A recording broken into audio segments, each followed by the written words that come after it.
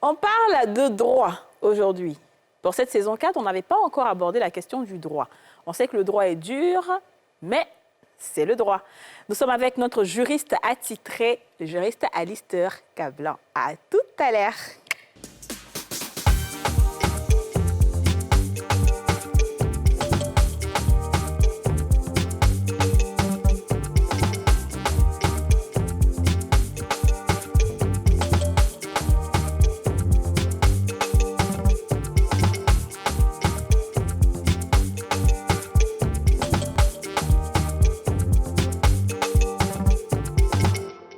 On a tous une bonne raison de suivre les femmes d'ici avec Double Millionnaire.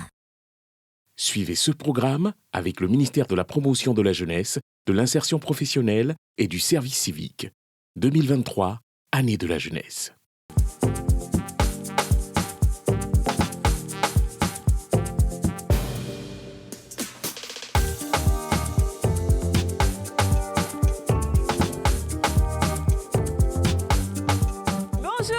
Bonjour à tous. Aujourd'hui, avec ce qu'on a vécu hier avec Siro, je suis fatiguée de faire la talakou. Didja prend le relais parce qu'elle n'a pas trop parlé hier. Vas-y, Didja, on t'écoute. Bonjour, bienvenue. L'émission en question, l'émission autorisée, l'émission préférée de Joe Biden, l'émission du droit. L'émission qui vous montre le chemin à suivre quand on vous paye à la maison. L'émission qui vous donne la santé, l'émission de l'amour, l'émission de la paix, de la richesse, de la santé, de la prospérité, du succès. C'est sur NCI ici, les femmes d'ici. Ça va, tu t'es remise d'hier? Oui, très bien. Mais Siro, vraiment, non, ce gars-là. Il t'a fait sortir de toi. Non. Tu étais rouge comme une pomme. Moi-même, là. Mais ce qu'elle suit, j'ai sorti aussi pour moi. Tu as bien fait? Bien sûr. En tout cas, tu as tué. Ça, il n'y a rien à dire, tu as tué. Yasmina. Moi-même, il y a cru qu'on aurait monté même. Vraiment, il a demandé à ses parents, il continue à être là. Quand elle a répondu, il dit voilà, vous avez vu, non? Ça m'a soeur qui est en train de parler. Comment il a dit pardonnez? Il a coué. Non, mais cette saison 4 d'ailleurs, nous traumatise sur le plateau. C'était une très belle émission. Et puis, vous voyez, c'était bien parce que chacun a vraiment dit ce qu'il pensait. C'est ça. Alors, on ne s'est pas laissé influencer par les autres. Et c'est ça qui est bien chez nous, quoi. Mais on aura une saison 2. Même si on nous a insultés. On aura une partie 2, pardon. Une partie 2, effectivement. Oui, la partie 2, là, ça, là. Mais il y a des gens, là. C'est-à-dire que cette émission-là, ceux qui nous ont fatigués depuis le début de cette émission, le moula. Dolisiana. Dolisiana. Et juste et Siro. Non, juste ça va, juste ça va. C'est Siro. Donc les trois là, juste le jour les trois sont là, moi je quitte là. C'est mauvais. Alors nous sommes avec le juriste attitré, le juriste qui a le brassard, Alistair Cablan. Alistair, comment vas-tu? Très bien. Tu nous as manqué, hein? Effectivement, vous aussi, vous m'avez manqué. Ouais, on sait que sans nous, tu ne peux pas faire grand-chose. Vraiment. Ouais, on sait. C'est pour ça que nous aussi, on ne pouvait pas se passer de toi. Ah, merci beaucoup. Ouais, Yasmine va te faire... Et surtout qu'aujourd'hui, quand je te regarde, je regarde dans tes yeux, j'ai l'impression que tu as mis du calais, tellement que tu as de beaux yeux très étirés. Super. En plus, avec ta croco que tu as et tes chaussettes bien enfilées, je ne peux que dire qu'un homme rempli dans la tête est un homme bienveillant.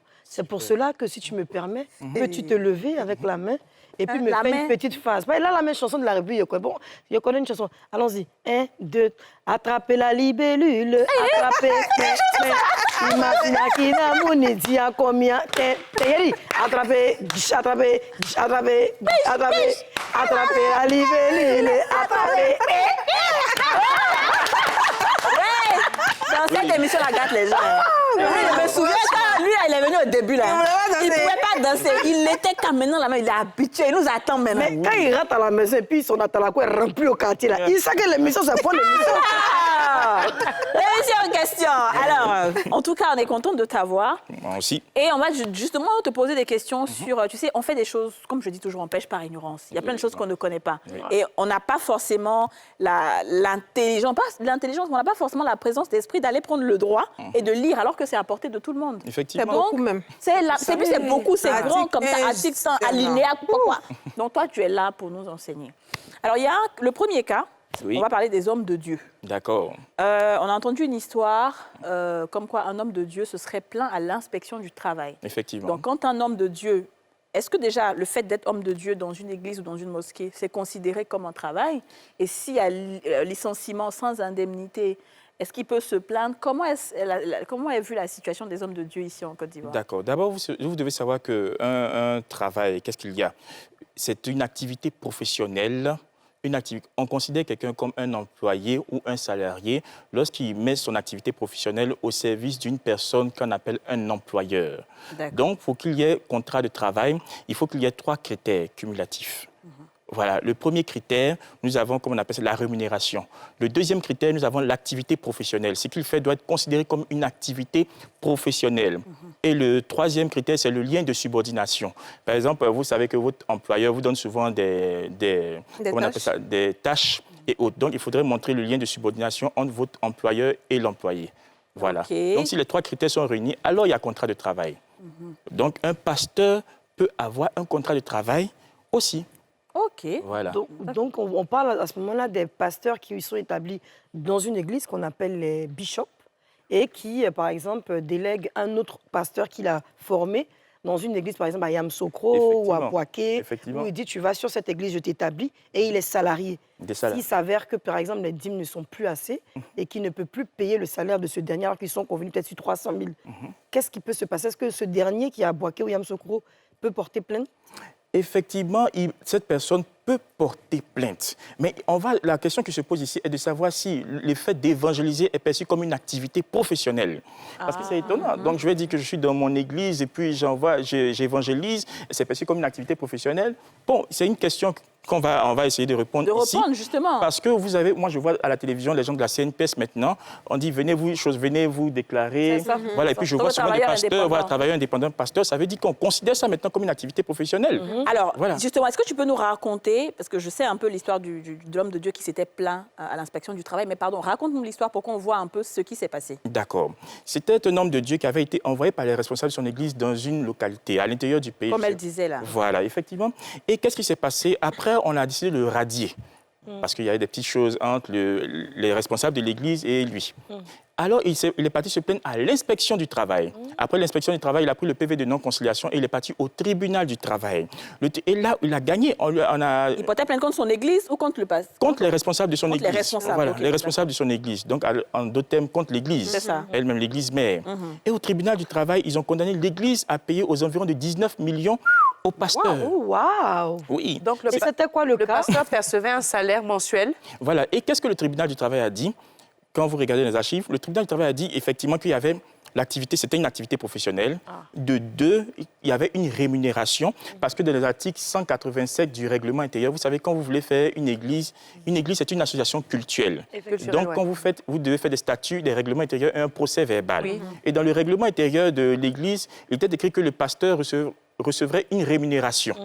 Voilà. Donc, le tribunal du travail a dit, mais si c'est écrit dans l'article 147 ou bien de votre règlement que le pasteur doit recevoir une rémunération, donc les critères sont réunis. Activité professionnelle, eux, ils ont considéré ça comme une activité professionnelle. Ensuite, il y a une rémunération, puisque ça prévoit dans les règlements intérieurs de l'article 147. Et 3, il y a un lien de subordination, puisqu'il a été radié par vous. Donc, ça montre l'autorité du supérieur hiérarchique sur le subordonné. C'est ça. Mais ce qui est bizarre, c'est que dans la plupart des... Parce qu'on dit que ça reste une association culturelle. Oui. Ce qui veut dire quelque part que c'est pas une SARL, c'est pas une société légalement constituée. Oui, une association. Donc, est-ce qu'en réalité, quelque part, la plupart des autres, parce que lui, il a gagné, mais il y a d'autres Non, l'histoire n'est pas finie. L'histoire n'est pas finie. Voilà. Il a gagné, mais... Il a gagné, mais une association, vous savez, une association, en principe, une association n'a pas vraiment le droit d'embaucher. Mais il arrive des cas où l'association embauche. Il y a toujours un principe et une exception. Oui. Terminons avec l'histoire du pasteur. Alors, le pasteur, qu'est-ce qu'il a fait? Il était content, il avait gagné ses 19 millions et quelques. Mais l'église mère a dit, niet, je fais appel de la décision. Et ils sont partis en cour d'appel. Et là, la cour d'appel a été illuminée. L'activité professionnelle, le fait d'évangéliser n'est pas perçu comme une activité professionnelle. Donc, la cour d'appel, pour statuer, a regardé d'abord s'il y avait le critère de l'activité professionnelle. Concernant l'activité professionnelle, la cour d'appel a dit qu'il n'y avait pas une activité professionnelle ici parce que le fait d'évangéliser ne constitue pas une activité professionnelle. De 2, concernant la rémunération, le pasteur était rémunéré avec les quêtes et les offrandes de l'église locale et non avec les choses comme... Les offrandes de celui d'habitude. La poche, l'église mère n'envoyait pas de l'argent au pasteur. Il était rémunéré avec les dîmes et les offrandes. Donc, il n'y avait pas de rémunération ici. le lien de subordination, dans l'article 148, cette fois-ci, du règlement intérieur de l'Église, il est dit que le pasteur est libre de faire ce qu'il veut. Donc, le fait qu'on dise qu'il est libre de faire ce qu'il veut, il n'y a pas de lien de subordination. Vous voyez, et la Cour d'appel a débouté le pasteur. Ah, donc, ça veut dire qu'en fait, ils ont annulé.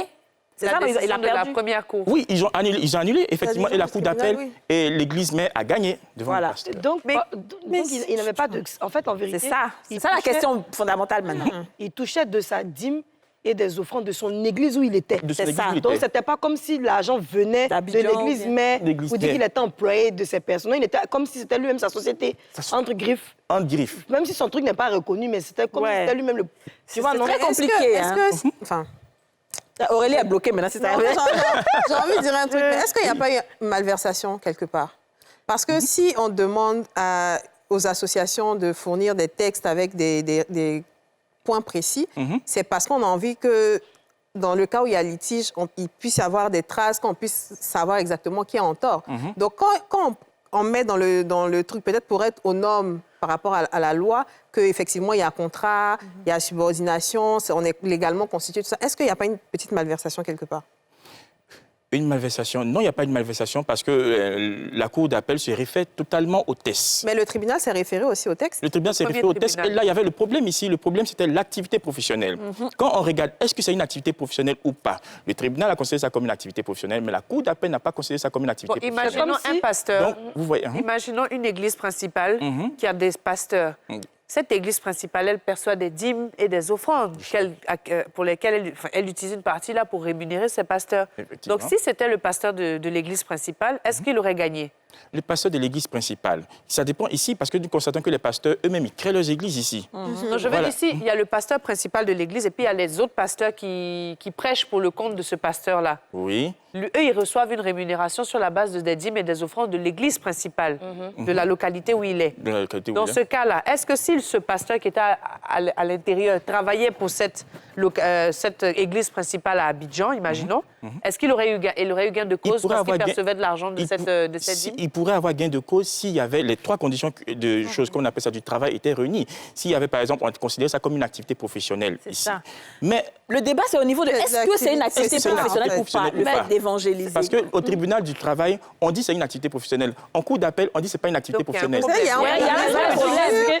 Je sais, vous permettez, je pense que quand le pasteur est allé au tribunal du travail, il a dû définir le rôle pour lequel il est parti. Donc, prêcher, se rassurer que le courant, l'électricité, la payé, l'eau est payée, les chaises sont toujours bien louées, la location peut-être du local, aussi suivre les membres de l'église, pouvoir aussi établir des commandos. Les commandos, c'est ceux qui sont derrière quand tu tombes là. Les commandos, les leaders, ceux aussi qui font ce qu'on appelle...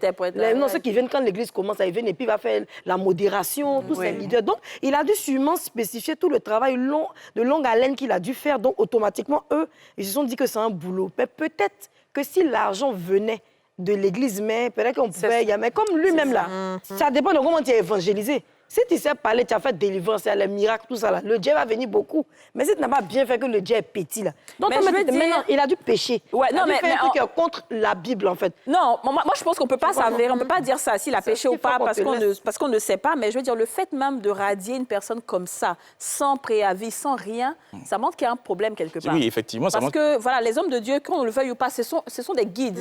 Ils ont laissé, d'autres ont laissé, pour la plupart, un certain boulot, et puis ils sont même à la mosquée. Imagine un imam qui est là, qui doit faire la prière 5 fois dans la journée, n'a pas le temps de faire autre chose. Donc, il faut qu'ils aient quelque chose. C'est comme un travail, en fait. C'est un travail. C'est un travail. Et puis, voilà. Donc, il faut qu'on statue vraiment sur leurs conditions. Comment on peut justement justifier le salaire d'un pasteur si l'association elle-même, les impôts n'ont pas un droit de regard sur leur activité? C'est ce que l'Église mère a dit dans l'argumentaire. Ils ont dit clairement que le pasteur, c'est 10 000 offrandes, il ne paye pas d'impôt dessus. Il ne paye pas d'impôt. Donc, comment on peut considérer ça comme un salaire? Alors, je vais juste vous compléter. En Angleterre, beaucoup de gens se font pasteurs. Bon, il y a beaucoup de vrais pasteurs, attention, mais en tout cas, je dirais plutôt que les pasteurs là-bas ne payent pas de taxes. Ça, c'est la reine même d'Angleterre, le royaume même qui a établi ça, parce que là-bas, il n'y a pas de président. Donc, ils ne payent pas de taxes. Tout ce qui est religieux ne payent pas de taxes. Même s'ils gagnent des millions et des milliards. Oui, parce qu'au moins, il faut... Donc, c'est la seule chose quand même qu'on peut leur accorder. C'est ça, bien sûr. Mais je suis totalement d'accord que c'est un travail et qu'à un moment donné, comme Kadi disait tout à l'heure, il y a des lois, en fait, dans la Bible. Par exemple, si tu as commis l'adultère ou bien si tu as... diviser un foyer. Si, par exemple, la femme est venue t'expliquer son problème de son passé, tu as pris pour aller dire au monsieur, les deux sont se séparer, il y a des secrets, quelqu'un t'a dit j'ai une maladie incurable et que tu as partagé. Il y a des petites lois comme ça que la Bible dit. Si ça se fait, on peut t'enlever de l'église. C'est pas même, tu sais que quand tu prêtes serment, là, on te donne les différentes lois que tu ne dois pas, en fait, franchir, en fait, ou tu ne dois pas violer certaines lois. Et à partir du moment où tu as violé une seule loi, ils peuvent t'éradiquer. Te radier un coup, on dit c'est bon. Là, mais tu peux enceinte une go de l'église, bah, c'est pas normal pour un homme de Dieu, justement. Donc, en définitive, qu'est-ce qui est là en Côte d'Ivoire pour nos hommes de Dieu? En définitive, le statut n'est pas clair. Le statut n'est pas clair. Parce que vous voyez, moi, je vois déjà la CNPS qui dit travailleurs indépendants, venez vous faire enrôler autres. Mais on voit, souvent dans les publicités, on voit les pasteurs. Si. Ça montre que de plus en plus, on considère que c'est un travail, que c'est une activité professionnelle. Vous comprenez aussi, et puis bon, j'ai vu quelque chose qui n'est pas encore certifié. On dit que les pasteurs ou autres vont payer des impôts maintenant. C'est ce que j'ai vu, mais ce n'est pas encore clair. Mais les prêtres, on a enlevé un impôt ailleurs. Voilà. Alors si, par exemple, un pasteur sollicite un prestataire de service pour par exemple, pour une location de sono, c'est une société légalement constituée qui vient déposer une facture à cette association. À cette association culturelle, oui. Bon, si l'association dit qu'elle n'a pas l'argent parce que c'est une affaire d'association, c'est une ONG, ils ne peuvent pas payer, alors que le prestataire a déjà donné son truc, est-ce que la société a le droit de poursuivre l'association pour non-paiement? Très bien. C'est une très bonne question. C'est très technique. Pourquoi? Parce que quand je crée une ONG ou une association, c'est la même chose. Ou une église, c'est presque la même chose. On appelle ça l'église association cultuelle et puis l'autre une ONG ou une fondation et autres. Pour créer ça, il faut faire les statuts, les règlements intérieurs et le procès verbal. Quand vous finissez de créer ça pour une association sympa, une église, vous déposez les statuts, règlements intérieurs, procès verbal à la préfecture d'Abidjan. Vous déposez à la préfecture d'Abidjan, il y a là-bas le préfet d'Abidjan, vous déposez là-bas et puis il vous donne un récépissé de dépôt. Après 2 mois, vous pouvez fonctionner. Mais vous ne pouvez pas rester en justice parce que vous n'avez pas la personnalité juridique. La personnalité juridique, c'est quoi? C'est-à-dire qu'on peut convoquer l'ONG devant un tribunal pour condamner l'ONG à vous payer ce qu'elle vous doit. Vous comprenez? Donc, une église, l'église qui est l'association culturelle aussi, a un récépissé de déclaration. Donc, lorsqu'elle a le récépissé de déclaration, alors elle peut légalement fonctionner et puis on peut l'attaquer au tribunal. Vous voyez? Donc, si une église n'a pas payé la prestation qu'elle vous doit, vous pouvez l'attaquer au tribunal pour demander des choses. Quand on vous paye je suis d'accord avec. D'accord. Donc, en définitive, on retient qu'il n'y a rien qui est vraiment calé, il n'y a rien qui est écrit, malheureusement, dans les textes en Côte d'Ivoire pour les hommes de Dieu. Voilà, ça va vraiment peut-être évoluer au fur et à mesure. Ça va évoluer. Moi, je pense que ça va évoluer parce que déjà qu'on ait eu une personne qui s'est plainte, même s'il n'a pas gagné, mais finalement, ça attire l'attention.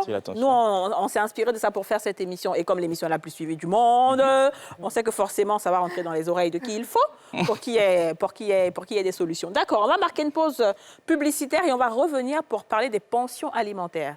On a plein de dames qui sont dans cette situation-là où les hommes refusent de payer les pensions alimentaires. Comment contraindre un homme de payer sa pension alimentaire? On va à la pub et on revient.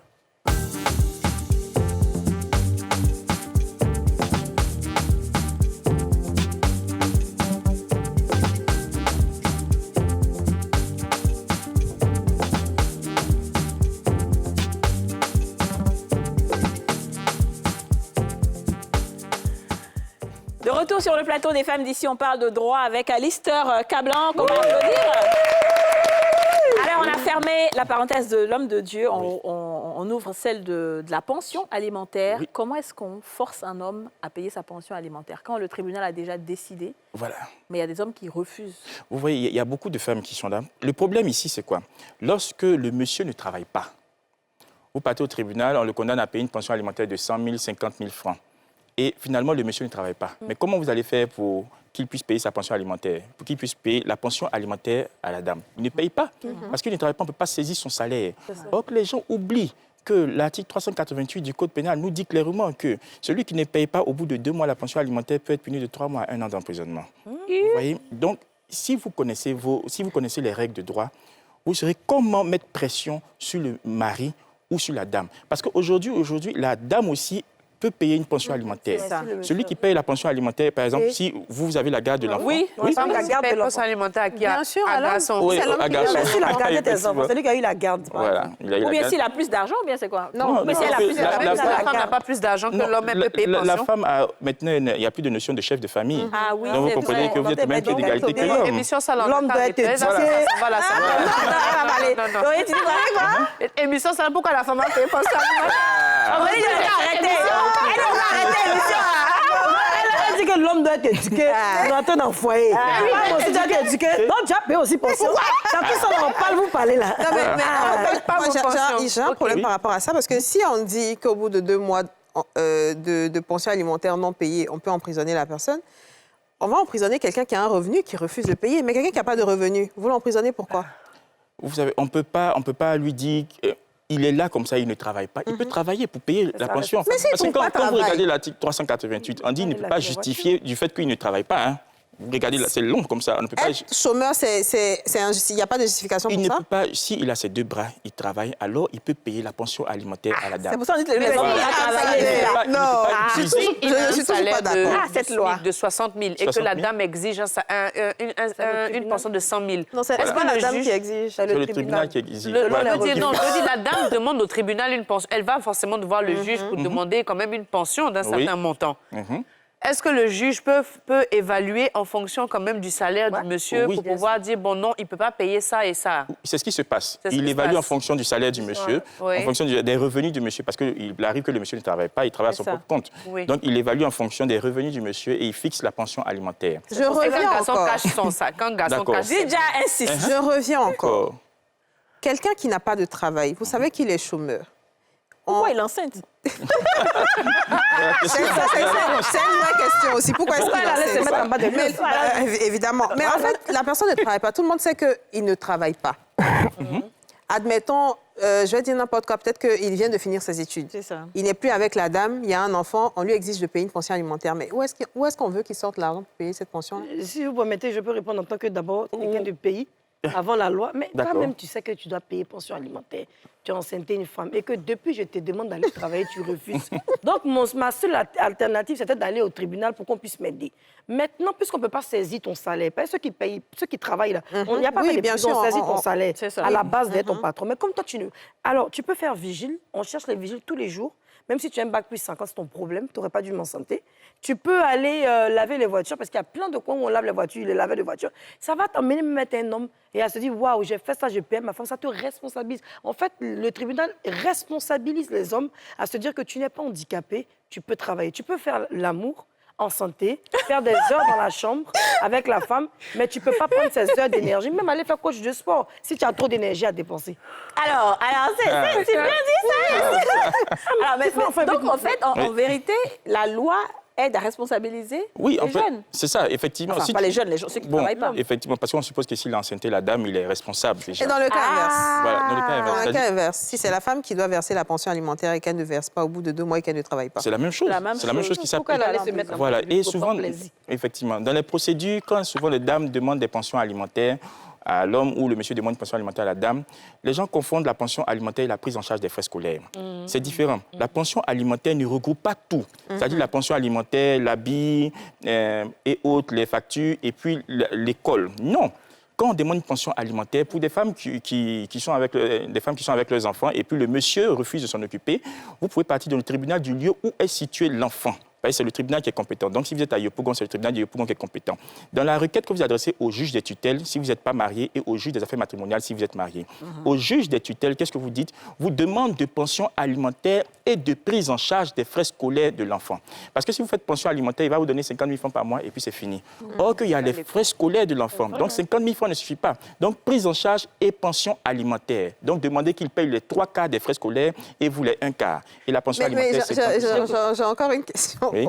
Bon, je suppose que la personne qui doit verser la pension est la personne qui a le plus de revenus. C'est pour ça qu'elle verse les 3/4. Non. C'est souvent... Mais admettons que la femme garde les enfants et elle a plus de revenus que le monsieur. Pourquoi c'est lui qui doit payer les 3/4 et elle les 1/4? Non.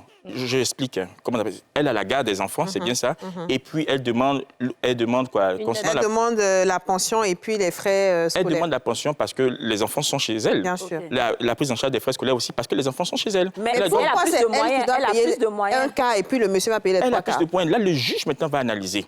Il va vous dire, envoyez vos salaires ou autres, voilà, vos bulletins. Et puis, il regarde et il dit, bon, par exemple, toi, le monsieur, elle a la garde, bon, tu vas payer peut-être 50 000 francs et puis tu vas prendre peut-être un cas des frais scolaires, puis OK, d'accord. Je vais donner un cas que j'ai vécu, un homme qui était divorcé de sa femme, mais la femme exige que ses enfants aillent dans des lycées français. Parce qu'elle veut garder un certain mérite de vie, elle marche avec les dames, tout. Et la scolarité des enfants, bon, c'est pas un lycée français, notre lycée, c'est 1 million par mois. Mais c'est pas un lycée français, c'est un autre lycée quelque part en zone 4.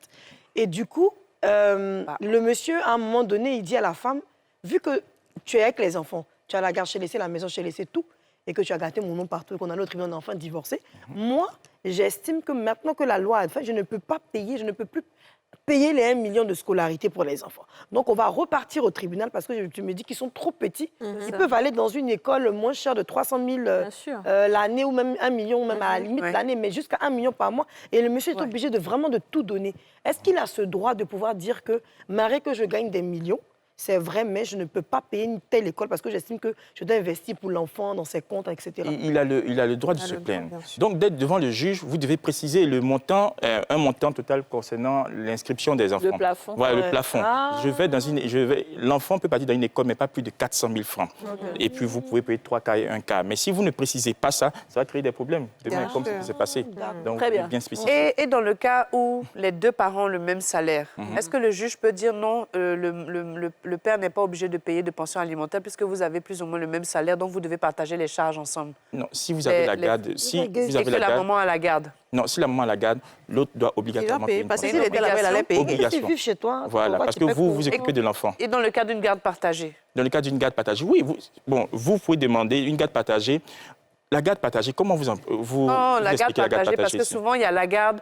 Il y a la garde et puis droit de visite. Mais il y a la garde partagée où, par exemple, l'enfant fait une semaine chez papa, l'autre fait... et puis l'autre semaine, c'est chez maman, par exemple. C'est équitable. Dans ce cas-là. C'est développé beaucoup plus en France, pas ici. Ouais. Ici, c'est tellement le droit de visite qui se passe très souvent la moitié des grandes vacances, la moitié des petites vacances et un week-end sur 2 ou un week-end sur 3. Voilà comment ça se passe ici. La garde partagée, c'est beaucoup plus appliqué en France. Donc ici, toi qui as le droit de garde, tu peux demander à l'autre une pension alimentaire. Voilà, même si vous avez le même salaire.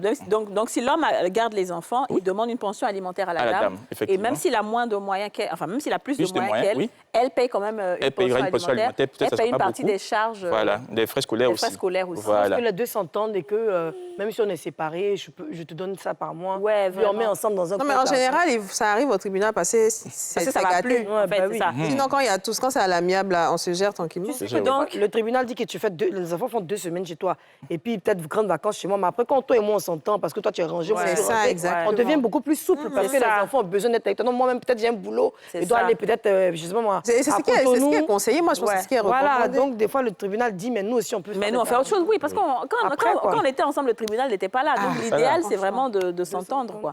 Donc, ce que je veux dire, ce qu'on retient, en définitive, c'est que si tu ne payes pas ta pension alimentaire et que tu ne travailles pas, on te force à aller travailler parce qu'on te menace de t'envoyer en prison. C'est possible, voilà. Donc, il faut que tu te lèves pour aller travailler. On te menace pas, hein. On ne va pas payer 2 mois, là. On te Voilà, très bien. Voilà, c'est bien. Au moins, si tu es en prison, c'est sûr qu'on peut comprendre pourquoi tu ne payes pas. Pourquoi tu ne payes pas, voilà.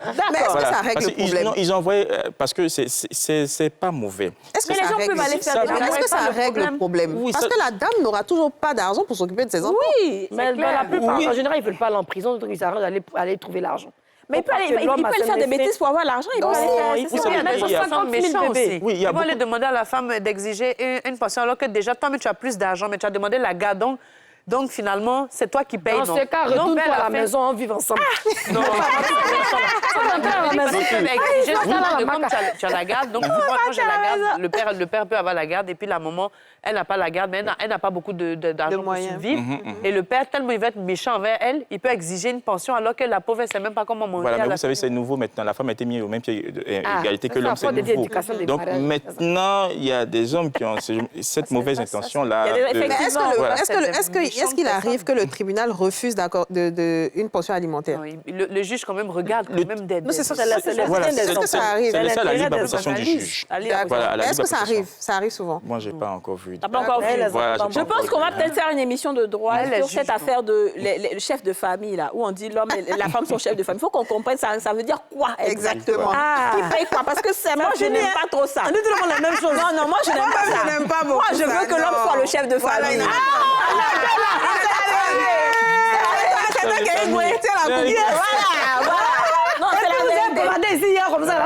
C'est pas ça. C'est la même chose. Moi, je dis que même si la femme travaille comme même si elle a les moyens, comment c'est chic quand l'homme est le chef de famille. Quand même, en fait, on luttait quoi, lui? Franchement. Au lieu que je t'emmène en prison, papa, 2 mois, tu n'as pas eu le jet. Parce que moi, je peux te basser pour que pendant les 2 mois, tu n'aies pas l'argent. Rentre, tu as éduqué les enfants, moi, je te donne à manger. Bah, au moins, le papa, quand tu n'es un vaurien, au moins, tu peux les éduquer, ils peuvent t'appeler papa dans la maison. Alors, ça, c'est une option. Laver truc, vous ne voulez pas là-dedans, c'est à la prison ou là-bas. Ça, c'est une option. C'est-à-dire que si tu n'as pas d'argent pour payer la pension alimentaire, au lieu d'aller en prison, retourne t'occuper des enfants. Va laver les assiettes, va t'occuper des enfants. C'est pas mal, ça, j'aime bien. Mais pardon, on va refaire ça, un fait des chefs de famille. Moi, ils n'aiment pas ça. Donc, autre sujet, deuxième sujet, si un patron pousse un employé à démissionner. Oui. Comment est-ce qu'on porte plainte contre le harcèlement? Voilà. Il arrive très souvent, mon patron me pousse à démissionner. Comment porter plainte pour harcèlement? Pour harcèlement, pas contre harcèlement. Pour harcèlement. Ouais. Très souvent dans les entreprises, on constate que le patron n'aime pas la tête de X ou Y. C'est vrai. Alors, il t'envoie quelque part au sein de l'entreprise même. Tu es là-bas, tu n'as pas de tâche. La personne est assise sans tâche. Ou encore, le patron a fait des avances à une petite fille qu'il a vue et elle est bien, mais la fille refuse. Alors, il décide peut-être d'affecter la fille quelque part. Parce que aux archives. Parce que dans les contrats, vous regardez bien, l'employé peut être affecté pour nécessité de service. Très souvent, cette clause est à l'intérieur. Donc, quand tu affectes, par exemple, dans une branche de l'entreprise à Boaké ou à Bouna, tu refuses de partir. Or que c'est inscrit dans le contrat que l'employé peut t'affecter pour nécessité de service. Donc, il est fâché, il t'envoie à l'intérieur. Ou encore, qu'est-ce qui se fait? Il te donne 6 demandes d'explication en peu de temps, 3 mois, 5 mois. Tu as plusieurs demandes d'explication, Alors, tu fais quoi? Tu ne peux pas t'asseoir comme ça pour dire, bon, mon patron me harcèle, je vais démissionner. Des gens nous appellent pour dire, ils vont démissionner. Ce n'est pas la solution. La solution, c'est quoi? Alistair Cablan est là pour vous dire le droit. On est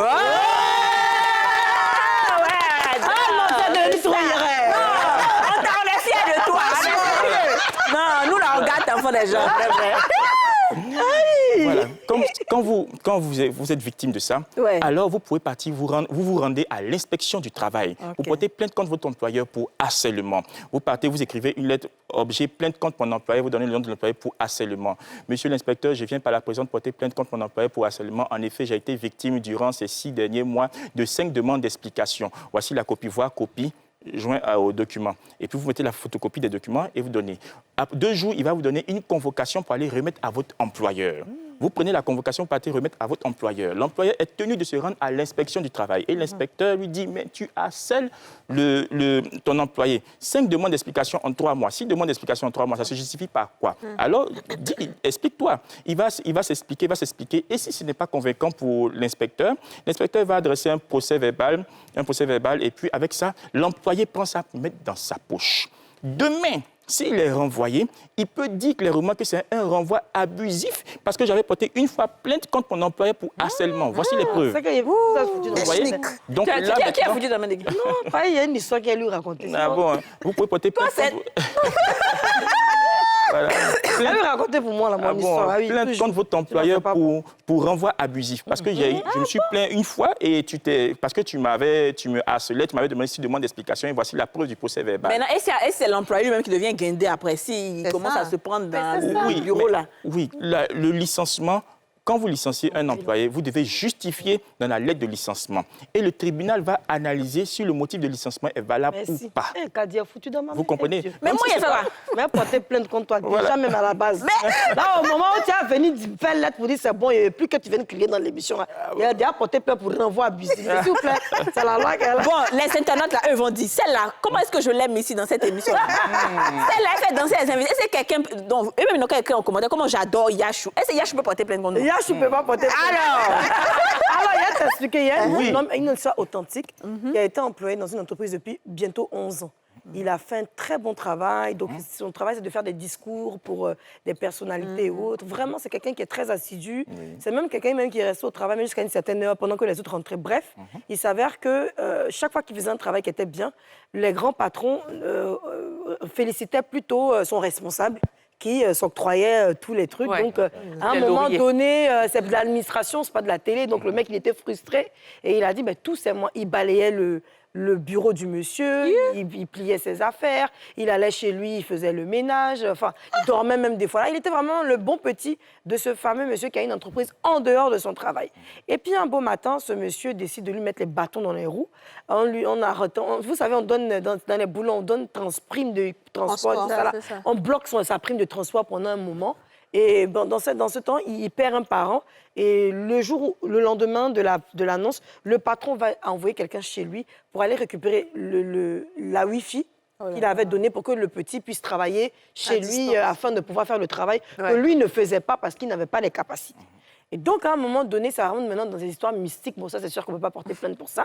Mais où l'enfant commençait à faire des rêves, où on lui disait, fais attention, le monsieur vient la nuit ici, on a vu chauve-souris tomber matin, on a vu ceci, cela. Tout le monde se rend compte que vraiment, il est délaissé et que le patron le maltraite. Du coup, il s'est plaint, il s'en est plaint, il ne touchait plus ses indemnités, comment on appelle l'argent là? Les primes. Les primes, on ne lui donnait plus ses primes pendant plus de 6 mois, 1 an. Wow. Et il s'est plaint chez les grands patrons, chez les petits. Aussi. Et donc, à un moment donné, il s'est retrouvé dans la salle de conférence, au lieu de se retrouver dans son propre bureau pour travailler. Mais comme tout se passe sur Internet, il continuait toujours de travailler. Et aujourd'hui, il n'arrive même plus à aller au travail parce que ce monsieur lui met la pression, ce monsieur le torpille partout, ce monsieur le déteste. Il a même essayé de lui écrire un message pour dire « j'aimerais te rencontrer ». Le monsieur n'a pas répondu. Et puis, il y avait des... Comment on appelle aller en mission? Le monsieur l'a enlevé dans l'émission. Parce qu'il va en mission, tellement qu'il jaffoule, les grands patrons viennent, ils félicitent, ils sont contents. Et donc, à un moment, le monsieur s'est rendu compte que les grands patrons commencent à aimer ce dernier. Bref, qu'est-ce qu'il peut faire dans son cas? D'accord. Là, vous avez parlé de quelque chose. On lui donne plus sa prime de transport. Oui, on ne lui donnait plus pendant un moment, mais là, je crois qu'ils ont dû reprendre. Ils ont dû reprendre. Mais il n'y est plus quand même. Voilà. Si on lui donnait... Il n'est plus dans la société? Ouais. Il n'est plus dans la société. Non, il ne peut pas aller travailler parce que le monsieur lui met la pression. Le monsieur ne lui donne plus de tâches. C'est comme si moi, je viens et puis il n'y a rien à faire. Je suis assise et puis tu ne me donnes pas de titres. Je suis là, l'émission finie, elle n'a même pas dit, tous les jours, tu mets à un moment donné, je sais que je suis inutile. Je vais partir, j'ai essayé de me plaindre, mais si je me plains que tu ne changes pas, donc comment on fait? Donc la solution, c'est de porter plainte pour harcèlement. Mais est-ce qu'il a un contrat en bonne et due forme? Oui, il a un contrat en bonne et due forme depuis 11 ans quand même. Est-ce que même cet employé a la possibilité de se plaindre au supérieur hiérarchique de son supérieur? Mais il a fait, mais il n'y a pas eu de... On dit, il faut t'arranger. Nous, on aimerait que vous puissiez vous entendre. On aimerait que vous fassiez un effort. C'est entre vous. Voilà, c'est possible de se plaindre au supérieur hiérarchique, au supérieur du supérieur, c'est possible. Comme en droit administratif, quand on veut se plaindre contre un supérieur hiérarchique, on adresse un courrier d'abord. Et quand il ne répond pas, on adresse à son supérieur même. Voilà. Qu'est-ce qu'il peut faire? Donc, qu'est-ce qu'il peut faire maintenant dans ce cas-là? Ici, il peut porter plainte à l'inspection du travail parce qu'on ne lui donnait pas ses primes de transport et il on lui a arraché ses primes de transport. C'est comme si on m'arrache le micro. Voilà. Harcèlement de son supérieur hiérarchique. Et là, ils vont convoquer l'entreprise. Il doit avoir des preuves au moins, non? Il doit... Oui, des preuves. Par exemple, la prime de transport on retire la prime de transport. Voilà. Donc, quand ils vont convoquer le directeur souvent des ressources humaines. C'est au directeur des ressources humaines maintenant de partager l'info au sein de l'entreprise pour que ça puisse tomber dans les oreilles du patron. Voilà. Mais est-ce que quand ça se passe comme ça, la première personne chez qui on va est-ce qu'on va directement aux ressources humaines ou on voit directement les patrons du patron? Non, si vous voyez souvent les patrons du patron, souvent votre lettre ne va pas arriver même chez les patrons. Vous voyez, le type des ressources humaines va voir, il va dire mais c'est quoi ça? Et puis jette dans la poubelle. Donc c'est ce qui serait l'idéal, ce que la loi dit, on va se plaindre à l'inspection du travail. Directement. Voilà. Et ici, là, il y a un numéro pour l'inspection du travail? En Côte d'Ivoire, ici, moi, je ne connais pas vraiment. Est-ce qu'ils arrivent vraiment? Est-ce qu'il y a des cas quand même qui aboutissent? Parce que franchement, il y a beaucoup de cas. Voilà. Dans la vérité, en tout cas, tu as beaucoup. Voilà. Les gens aujourd'hui... Est-ce qu'on peut... Bon, je connais un peu la réponse, mais est-ce que c'est possible quand même d'avoir des indemnités si on démissionne? Parce qu'il paraît que ce n'est que quand on est licencié qu'on a des indemnités de licenciement. Mais quand on démissionne, est-ce qu'on a la possibilité d'exiger des indemnités? D'accord. Là, vous rentrez dans une question concernant le droit du travail directement. Oui. Il faudrait comprendre certaines notions. Quand on rentre dans une entreprise sans contrat, directement, on est en CDI. Là, vous devez comprendre, j'avais dit ça l'autre fois ici.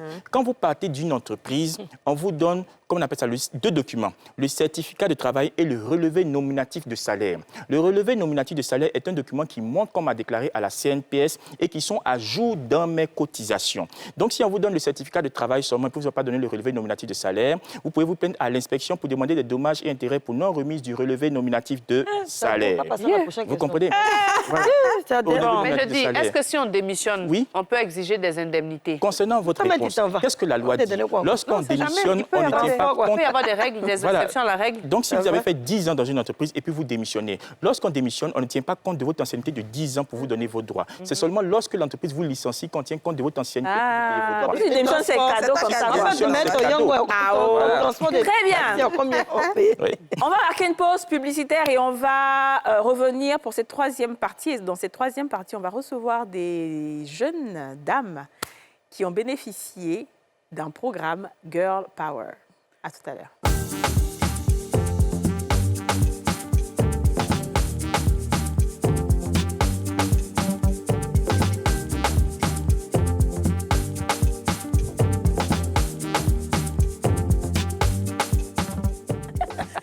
De retour sur le plateau des femmes d'ici avec Alistair Cablan, qu'on va applaudir. Alistair, vraiment, merci pour les informations que tu nous donnes. Franchement, c'est chic, souvent c'est chic, souvent c'est... Souvent, il dit trop de choses à la télé aussi. Voilà. Tu as un petit salon de coiffure, tu as pris 2 filles qui sont en train de coiffer. L'émission m'est déjà passée, tu as mis des vite courir, le racine des vite. Il y aura beaucoup de problèmes après cette émission. Les employés, ce qu'il a dit là, moi, il ne veut même pas répéter même. Pour ne pas parler pour moi, si vous avez oublié, c'est ça. Très bien. Alors, j'ai dit tout à l'heure qu'on allait recevoir 2 jeunes dames qui ont bénéficié d'un programme appelé Girl Power. Je vais appeler Atebi Loukou, qu'on va applaudir. Oh là là, Atebi Loukou. Ah, Loukou. Ah, Loukou. Atebi, comment ça va? Ça va. Vas-y, installe-toi, la ma chérie. belle Loukou. Ensuite, Corée Dorine Louisette. Louisette, Loulou. Ah, Loulou. Loulou. Ah, Loulou. Ça va bien, les filles? D'accord. Donc, vous êtes du projet Girl Power. Oui, c'est un projet qui est pour la resocialisation des jeunes femmes. Oui, c'est ça. C'est ça, d'accord? Donc, vous allez nous parler un peu de ce que vous faisiez avant ce programme-là. Vous avez bénéficié du programme et maintenant, ce que vous faites. D'accord? Très bien. Je vais commencer par toi. Qu'est-ce que tu faisais avant? Moi, avant, je ne faisais rien. J'étais à la maison comme ça. OK. Et puis, depuis, j'ai fait la formation. Actuellement, comme ça, je travaille. Alors, c'est quelle formation? Il faut que tu expliques mieux. C'est une formation, c'est-à-dire que les filles qui ne sont pas parties à l'école. C'est ça. Et les filles qui sont parties à l'école, mais les parents n'ont plus de moyens pour faire les écoles, c'est ce genre. Mais on fait ça comment? On fait... Là, actuellement, si moi, je suis partie faire ma formation. Moi, la formation, là, tu vois, ouais. c'est pas bien fait de une de mes camarades que j'ai cueilli la formation. Et c'est quoi les critères pour pour être accepté dans cette association? Bon, il n'y a pas trop de trucs. Ce que je sais est que c'est de 18 à 24 ans. De 16 à 24 ans. De 16 à 24 ans. Voilà, c'est ça, pour des personnes, des adolescents, des personnes qui n'ont pas forcément eu la chance d'aller à l'école. Moi, comme ça, il y a eu un enfant. Ouais. Donc, quand je suis partie avec mon enfant. Mais tu es partie où? On allait faire la formation à Korogo, après Bondiali, Genguereni. C'est là-bas qu'on a fait la formation de 3 mois. Et après les 3 mois, nous sommes venus maintenant à Abidjan. C'est quel type de formation? Bon, nous étions là-bas avec les militaires. Les militaires? Oui. C'est une formation militaire? Non. Pas une formation militaire, mais... Il faut bien expliquer. Pas une formation militaire, mais... Qu'est-ce qu'on vous apprend concrètement pendant cette formation-là? Qu'est-ce que tu as appris là-bas? Ce que j'ai appris là-bas, que si tu ne sais pas lire, écrire, on apprenait ça aussi. On partait à l'école, et puis il y avait une crèche pour les enfants. C'est un programme qui est mis en place par l'Office du service civique national. C'est l'Office du service civique. Donc, on va regarder ces images. Tu peux commenter ça? Waouh! Tu peux commenter ça, c'est où ça? Mais à Genguereni, là, c'est un truc comme ça, secourisme. Mais j'ai l'impression qu'il y a quand même une certaine rigueur. C'est-à-dire qu'on vous apprend, au-delà de la formation, à vous organiser dans la vie, à être structuré. Oui, exactement. Oui, c'est le drapeau. Le jour de notre cérémonie. Donc, toutes les filles qui sont là, elles sont quittées à Abidjan pour aller à Congo pour aller se faire former. Et la formation dure combien de temps? C'est Bondiali, c'est ça? C'est oui, après Bondiali. OK. Genguereni. D'accord, Didja disait... Je demandais la formation. Elle m'a dit que la formation durait 3 mois. Mais moi, je veux savoir, c'est qu'on ne prend pas des filles comme ça qui n'ont pas eu la chance d'aller à l'école pour les emmener être des secouristes? Non. Non. Non. Donc, c'est quoi exactement les formations dont vous bénéficiez là-bas? C'est-à-dire, sur le site, déjà, on va faire 3 mois. Quand on arrive là-bas, il y a des militaires déjà sur place qui nous apprennent à mieux nous organiser. Maintenant, il y a des formateurs comme Empower qui viennent nous apprendre l'entrepreneuriat, pour celles qui veulent faire l'entrepreneuriat. Et à part l'entrepreneuriat, quoi d'autre? Parce qu'il y a une qui est coiffeuse, il y a une qui est informaticienne. Si, il y avait tracteurs, celles qui voulaient voler des engins, les tracteurs. Mais maintenant, il y avait des personnes qui voulaient faire des stages en entreprise.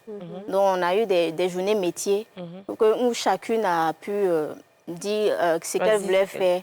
Et chacune a appris. Il y a d'autres qui ont pris des entreprises, par exemple, et puis il y a d'autres qui ont fait l'entrepreneuriat. Donc, il y a tracteur, il y a stage, coiffure, informatique, et c'est tout. Non, il y a plusieurs entreprises qui viennent. C'est pour vous là que vous connaissez, d'accord. Je vois qu'on a des filles mères sur l'image. Les filles mères, c'est quoi? Elles sont là-bas avec leurs enfants aussi, c'est ça? Oui. D'accord, ok. Les enfants. Comment vous faites pour rentrer dans ce programme? Est-ce qu'il y a des critères? Vous faites comment? Vous s'inscrivez comment? Qui vous a appelé? Qui vous a parlé de ça? Bon, moi, c'est une de mes camarades qui m'a parlé du projet. Elle allait faire être la première cohorte. Donc, elle allait faire, puis elle m'a dit que c'était bien. Et pour s'inscrire, il faut quoi? Je suis partie avec mon extrait. Moi et puis mon papa. D'accord. On va t'écouter, toi. Qu'est-ce que tu faisais avant et qu'est-ce que tu fais maintenant? Moi, je partais à l'école. OK. J'arrêtais au secondaire. Louisette. J'arrêtais au secondaire et puis je faisais mes petits gomos de danse. À la base, je suis danseuse. OK. Donc, j'ai arrêté. J'ai arrêté l'école et je me suis concentrée un peu sur la danse. Mais après, j'ai vu que ce n'était pas vraiment un truc que j'allais faire jusqu'à long terme. Donc, il y a eu le projet que j'ai vu sur WhatsApp. Voilà, OK. Donc, on m'a partagé la fiche et on m'a dit de m'inscrire. Donc, je me suis inscrite et il y a des personnes qui sont venues à la maison chez moi pour voir comment je vivais, dans quel quartier je vis, si on prenait soin de moi et tout. Donc, ils m'ont suivi et après ça, ils m'ont dit on devait partir à Guingreni pour faire une formation de 3 mois. Et arrivé là-bas, on nous a présenté à des militaires, à des formateurs. Wow. Il y avait des personnes qui ne partaient pas à l'école. Il y avait des filles qui ne partaient pas à l'école, qui ont fait l'alphabétisation. Là-bas en même temps. Là-bas en même temps. Voilà, parce qu'il y avait des personnes qui ont arrêté l'école et puis il y avait des personnes qui ne sont jamais parties à l'école. Okay, donc, en fait, c'est un programme pour tout le monde, c'est-à-dire toutes les personnes vulnérables, toutes les femmes vulnérables, pour vraiment aider à l'autonomisation des jeunes filles. Effectivement. C'est très bien. OK. Donc, c'est après ça, donc, on a eu, comment on appelle ça, la journée métier. Moi, quand j'étais encore je voulais faire l'informatique, donc je touchais un peu aux ordinateurs et à tout. Donc, quand j'ai regardé dans le programme, j'ai vu qu'il y avait une entreprise qui faisait ça.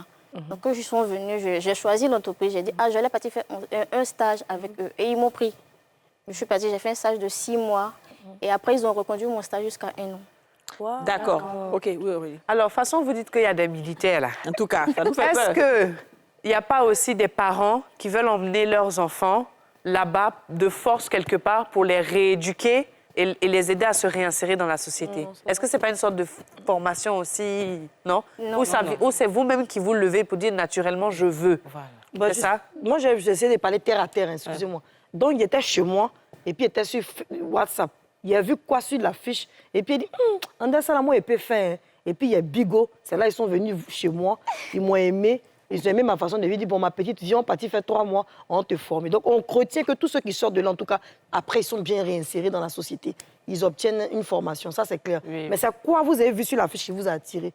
Là, nous aussi, on les prend nos petits soeurs là pour les mettre dedans, oui. De toute façon, on va mettre le numéro du ministère en charge ici. À la fiche à on va mettre le numéro du ministère en charge et comme ça, les gens pourront appeler pour toutes les personnes, surtout les femmes qui sont dans des situations comme ça. Soit elles n'ont pas fait de longues études, soit elles ne travaillent pas en ce moment ou elles sont mères célibataires parce que c'est un programme qui s'applique à tout le monde de 16 à 24 ans.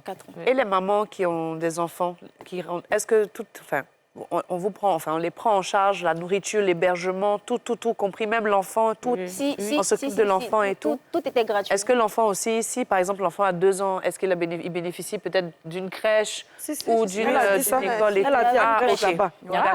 Mais qu'est-ce qui t'a attiré, toi? Là, elle a parlé. Pourquoi je suis partie? Qu'est-ce qui t'a attiré, qui t'a fait que oui, moi je vais partir? Bon, moi, j'ai vu l'affiche, après, j'ai zappé. Maintenant, il y a quelqu'un qui m'a dit que, voici l'affiche, vu que tu ne fais rien pour le moment. C'est vrai que tu fais tes petits gombos, mais tu fais rien. Tu peux partir, tu vas voir ce qu'ils font là-bas. Là, voici, c'est bon, tu vas. Et c'est comme ça que je me suis inscrite. Ah, d'accord. Okay. D'accord. On a parlé de soit un métier, soit l'entrepreneuriat. Est-ce qu'à la fin de la formation sur l'entrepreneuriat, vous avez une aide financière pour vous lancer? Oui. Combien? Il faut dire. C'est ça. Sinon, on n'a pas au courant. C'est le vrai point. Combien, chérie? Combien? Moi, j'ai reçu 360 000. D'accord. Et toi? Et aujourd'hui, tu es installée? Non, pas vraiment. J'ai acheté mes matériels, mais je ne suis pas encore installée. Pour faire quoi, coiffure?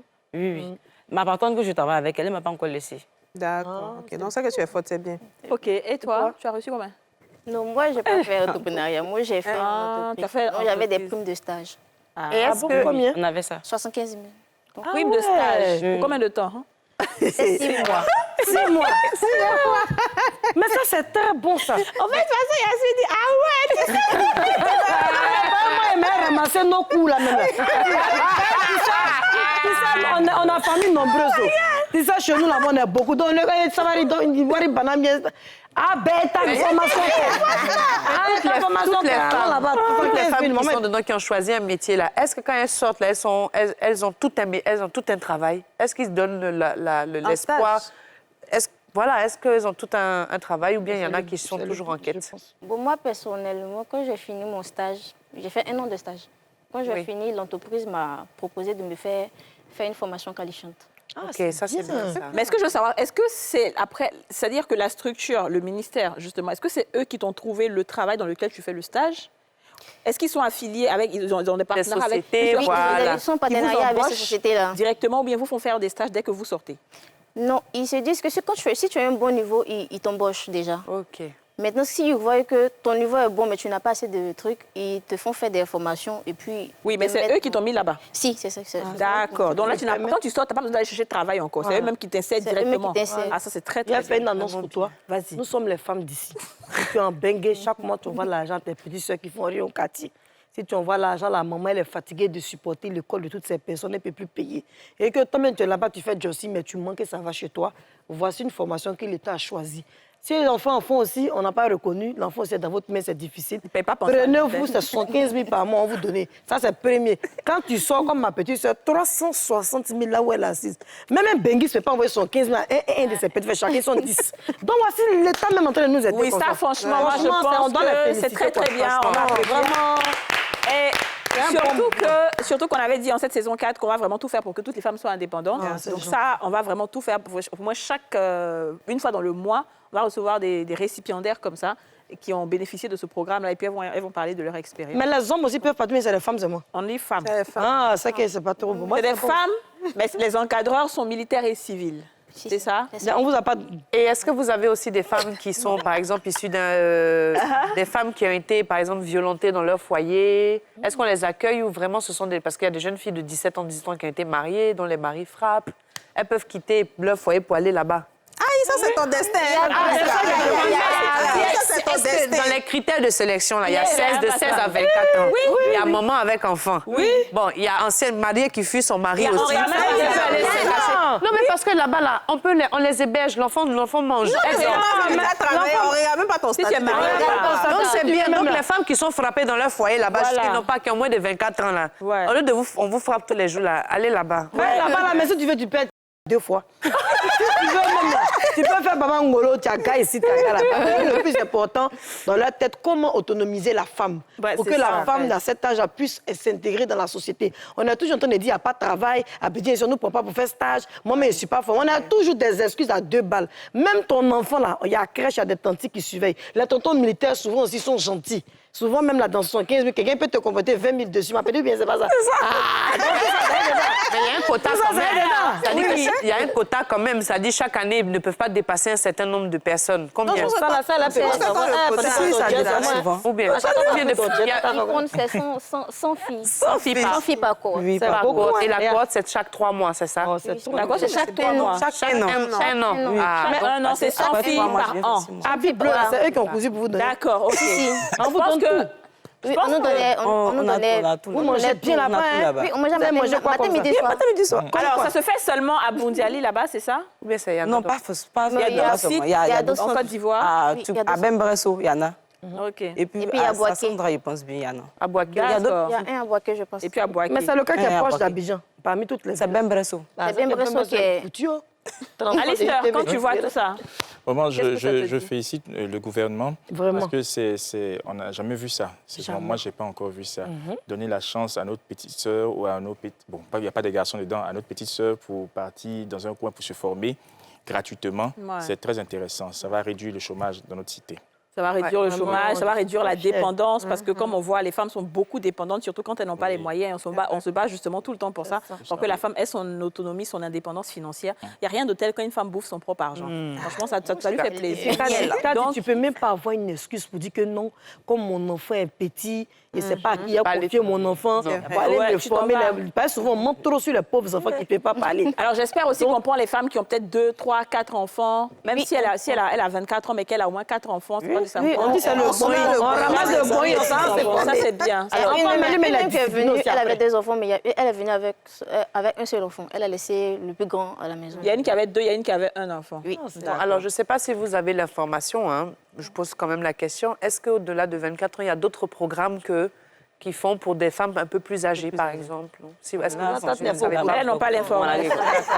Mais je pense qu'il devrait y en avoir. Ouais, on va chercher l'information. La petite villa, là, ils sont déjà trop contents. Il faut t'installer, hein? Elle dit là, la vérité, moi, je suis pas au courant. Mais parce qu'il y a le programme maintenant où on donne il y a un programme normalement où on donne les milliards aux nous voici. Voilà, là, maintenant, on va venir maintenant. Il y a un programme, je ne peux pas t'expliquer à la télé, mais il y a un programme.